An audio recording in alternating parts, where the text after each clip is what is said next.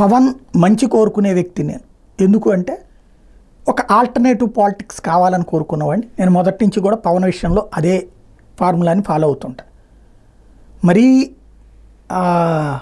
ఇది అసహజమైనటువంటి మాటలు మాట్లాడినప్పుడే ఖండిస్తాను తప్పించి మిగతాది ఇలా మార్చుకుంటే బాగుంటుందన్న సలహా ధోరణిలోనే చెప్తాను. మంచి చేసినప్పుడు మంచిగా చెప్తా, చెడు జరిగినప్పుడు ఇదిగోండి ఇది తేడా వస్తుంది చూడండి అని చెప్తాను.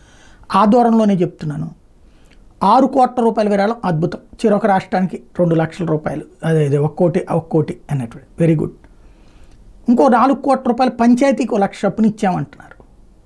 అది ఎటు పనికిరాదు, ఇవ్వండి ఆ డబ్బులు. దాంతో ఏదో ప్రతి ఊర్లో ఒక్క కుటుంబాన్ని తీసుకోండి, ఒక్క కుటుంబం, పేద కుటుంబానికి ఒక ఇల్లు కట్టించేయండి. ఈ 1 లక్ష రూపాయలతో ఒక పాక లాంటిది పాడైపోయినవి ఉంటాయి కదా, అట్లాంటిది ఒకళ్ళకో ఇద్దరికి లేదా ఒక 4-5 పాక కట్టించవచ్చు 20,000 రూపాయలు చెప్పి. అట్లా కట్టిస్తే అది యూజ్ఫుల్ అవుతుంది. ఈ 1 లక్ష రూపాయలు పంచాయతీకి ఇచ్చారనుకోండి, ఏ శానిటేషన్కి వాడేసుకుంటారు, ఏ పప్పు బెల్లాలకు వాడేసుకుంటారు, ప్రయోజనం లేదు. అలాగా పర్మనెంట్గా మన పేరు గుర్తు పెట్టుకుంటారు, ప్లస్ నలుగురికి గూడు ఇచ్చినట్టు ఉంటుంది. ఇప్పుడు పాకలు పాడైపోయినవి ఉంటాయి అట్లాంటి వాళ్ళకి, లేదా ఒక 5 పేదల్ని చూసి వాళ్ళకి సామాన్లన్నీ కొట్టుకుపోయి ఉంటాయి కదా, సామాన్లు కొనియండి. అందరికీ ఇవ్వలేము మనం, ప్రభుత్వం ఇస్తుంది కదా, లేదా ప్రభుత్వం కూడా ఎంత ఇస్తుంది, తలకు ఒక 500 రూపాయలు సామాన్ ఇస్తా, 1000 రూపాయలు సామాన్ ఇస్తాం.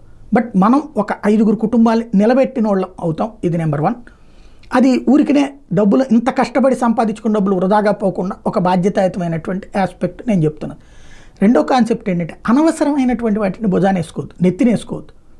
పాలనకు సంబంధించి చంద్రబాబు గారు తిరిగారు, అంతా బాగానే ఉంది. ఇక్కడ సమస్య ఏంటంటే ఆయనకే కోపం వచ్చింది. ఆ ప్రజలు అడుగుతున్నటువంటి ప్రశ్నలతో నీళ్లు రాలేదు, మాకు పాలు లేదు, 3 రోజుల నుంచి అల్లాడుతున్నాం, తీసుకొచ్చేవాళ్ళు లేడు, గర్భిణులు అల్లాడిపోయారు, ఇంతమంది చచ్చిపోయారు, ఇదండి మా బాధ అని చెప్తుంటే అక్కడేం జరిగింది, అంతా బాగానే ఉంది, చూసుకుందాం రండి అని చెప్పే మాటలు మనకు అవసరమా? చంద్రబాబు గారు స్వయంగా విన్నారు కదా, ఆయనే ఆగ్రహం వ్యక్తం చేస్తూ అధికారులకి ఇదేంత అధికారులు తీరు బాగాలేదని చెప్పి మండిపడ్డారు కదా. స్వయంగా వాళ్ళ గెజిట్ పేపర్ అయినట్టు ఆంధ్రజ్యోతినే ఘాటుగా రాసింది కదా. మొదటి రోజు అంటే అయ్యో ఏమో కష్టం లే అనుకుంటాం, 2వ రోజుకి సర్దుకుంది అనుకుంటాం, 3వ రోజుకి కూడా అందకపోవడం ఏంటి, 4వ రోజు వార్త రాసింది కదా. అయినా అంతా బాగుందని మనం నెత్తిన పెట్టుకోవాల్సిన అవసరం ఏంటి? దాంట్లో తప్పు ఏదో మేము చేయడానికి సాధ్యమైనంత వరకు పనిచేయాలని చేసాం, లోపాలు ఉంటే కనుక అది రెక్టిఫై చేసుకుంటాం, పరిష్కరించుకుంటాం అని కాకుండా అంతా బాగానే ఉంది, కూర్చుని ఎవడో చెప్తాడేంటి రండి అని మాట్లాడితే ఏంటి ప్రయోజనం? ఆలోచించుకోండి.